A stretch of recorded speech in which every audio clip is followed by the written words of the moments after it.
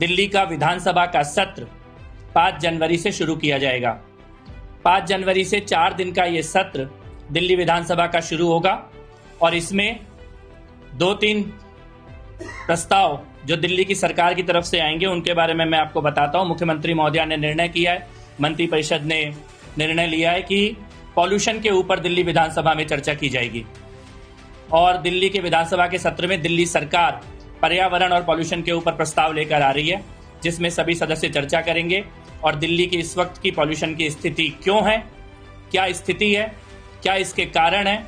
Supreme court में अभी तक जो एफिडेविट पिछली सरकारों के द्वारा दिए गए थे, उन एफिडेविट पर उन सरकारों ने क्या कार्रवाई की, उसका स्टेटस क्या है, वैज्ञानिकों की क्या रिपोर्ट आई दिल्ली के पर्यावरण के ऊपर, सरकारों की क्या जिम्मेदारी थी करने की, उस सबका पूरा लेखा जोखा पिछले 20 साल का और वर्तमान स्थिति का दिल्ली की सरकार के द्वारा दिल्ली विधानसभा में रखा जाएगा और खुली चर्चा पॉल्यूशन के ऊपर और पर्यावरण के ऊपर करने का निर्णय माननीय मुख्यमंत्री महोदया ने किया है।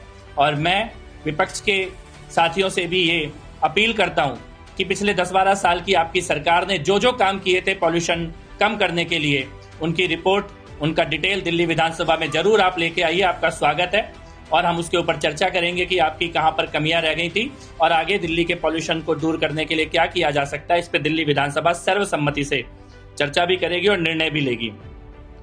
इसके साथ साथ सीएजी की कुछ रिपोर्ट्स दिल्ली विधानसभा के पटल पर रखने का निर्णय लिया गया है।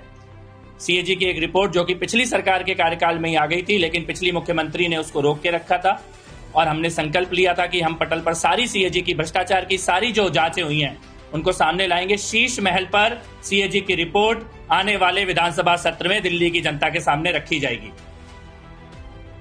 सीएजी ने शीश महल के बारे में जो भी रिपोर्ट दी थी वो पूरा हम सार्वजनिक करने जा रहे हैं। मुख्यमंत्री जी और मंत्रिपरिषद का निर्णय है कि विधानसभा के पटल पर हम शीश महल की रिपोर्ट को रखेंगे।